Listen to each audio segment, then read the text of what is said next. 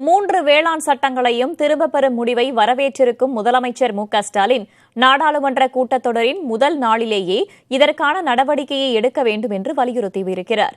பிரதமரின் இந்த அறிவிப்பிற்கு அதிமுக ஒருங்கிணைப்பாளர் ஓ பன்னீர்செல்வம், இணை ஒருங்கிணைப்பாளர் எடப்பாடி பழனிசாமி ஆகியோர் நன்றி தெரிவித்திருக்கின்றனர். வேளாண் சட்டங்கள் திரும்ப பெறப்படும் என்று பிரதமர் மோடி அறிவித்திருப்பதை மனப்பூர்வமாக வரவேற்பதாக கூறியுள்ள முதலமைச்சர், கடந்த ஆகஸ்ட் 28ஆம் தேதி தமிழக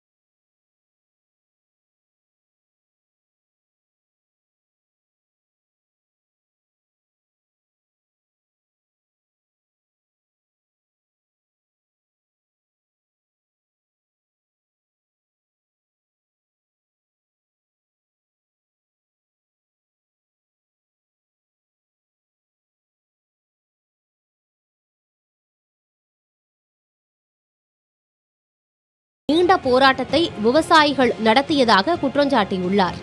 இவ்வளவு நீண்ட போராட்டத்தை விவசாயிகளால் நடத்த முடியாது. அது நிச்சயமாக காங்கிரஸ் கட்சியினுடைய தூண்டுதலின் பேரில் நடந்தது அப்படிங்கறத நான் பகிரங்கமாக சொல்லுகின்றேன்.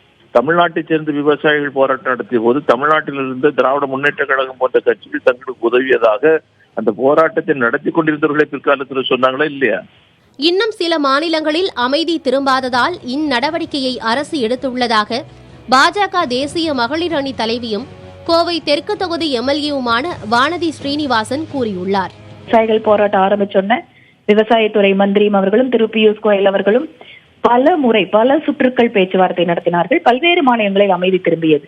ஆனால் குறிப்பாக ஒரு சில மாநிலங்களில் அந்த அமைதி இன்மை என்பது இன்னமும் நிலவிக் கொண்டிருக்கக்கூடிய சூழலில் அதை மனதில் வைத்துக் கொண்டு அரசாங்கம் இந்த முடிவெடுத்திருக்கு. அதனால் இன்றைய சூழலில் கணக்கில் எடுத்துக்கொண்டு இந்த சட்டங்களை திரும்ப பெறுகிறோம் அப்படின்னு பிரதமர் அறிவிச்சிருக்காரு. மேலும் வேளாண் சட்டங்கள் வாபஸ் தொடர்பாக தலைவர்கள் தெரிவித்த கருத்துக்களை பார்க்கலாம். ஒரு தீர்மானம் கொண்டு வந்து மத்திய அரசு கொண்டு வந்திருக்கக்கூடிய விவசாய சட்டம் அது மாநில பட்டியலில் இருக்கு. மாநில அரசுகிட்ட கலந்து பேசாமல் இந்த சட்டம் கொண்டு வந்தது ஏற்புடையதல்லன்னு சொல்லி மாண்புமிகு தமிழக முதல்வர் கொண்டு வந்தாங்க. அது நிறைவேற்றப்பட்டு சென்றது. ஆகஸ்ட் மாதம் 28ஆம் தேதி நினைக்கிறேன். ஒரு 3 மாதத்தில் அதுக்கு என்ன கிடைச்சிருக்கு? பலன் கிடைச்சிருக்கு. மக்களை இப்படிப்பட்ட அறிவிப்புகள் மூலம் வென்றுவிடலாம் என்று யாரும் கருதுவது கூடாது. மக்கள் அறிவார்ந்த முறையில்தான் வாக்களிப்பார்கள். 600 பேருக்கும் அதிகமாக உயிரிழந்திருக்கிறார்கள். லக்கிம்பூர் கேரி போன்ற இடங்களில் பயங்கரவாத தாக்குதல் நடைபெற்றிருக்கிறது. பலர் மீது இன்னும் வழக்குகள் இருக்கின்றன. இந்த சூழலில் போராடுகிற மக்களை இந்த அறிவிப்பு மூலம் ஏமாற்றிவிடலாம் என்று திரு மோடியோ பாரதிய ஜனதா கட்சியோ கருதுவது கூடாது. நிதானமான முறையிலே மிக அமைதியான முறையிலே கிடைத்திருக்கிற போராட்டத்திற்கு மகத்தான வெற்றி. இன்றைக்கு டெல்லியிலே நடைபெறுகிற அந்த போராட்டத்திற்கு இந்திய நாடு முழுவதும் இருக்கிற தொழிலாளிகள் தங்களுடைய ஆதரவை நல்கியிருக்கிறார்கள். எத்தனையோ அடக்குமுறைகளை நெஞ்சிலே தாங்கிக் கொண்டு அந்த போராட்டத்தை நடத்தியிருக்கிறார் என்பதை இப்போதாவது மோடி உணர மறுக்கிறாரே என்பதுதான் நமக்கு வருத்தமாக வேதனையாக இருக்கிறது. ஆகவே மோடி அரசு இன்னும் சொல்ல போனால் இந்த நடவடிக்கைகளை சில மாதங்களுக்கு முன்னாலேயே துவக்கத்திலேயே மேற்கொண்டிருந்தால் 700 விலை மதிப்பற்ற விவசாயிகளுடைய உயிரை பாதுகாத்திருக்க முடியும். உத்தரப்பிரதேசம், உத்தரகாண்ட், பஞ்சாப், ஹரியானா ஆகிய மாநிலங்களுக்கு சட்டப்பேரவை பொதுத் தேர்தல்கள் வர இருக்கின்றன.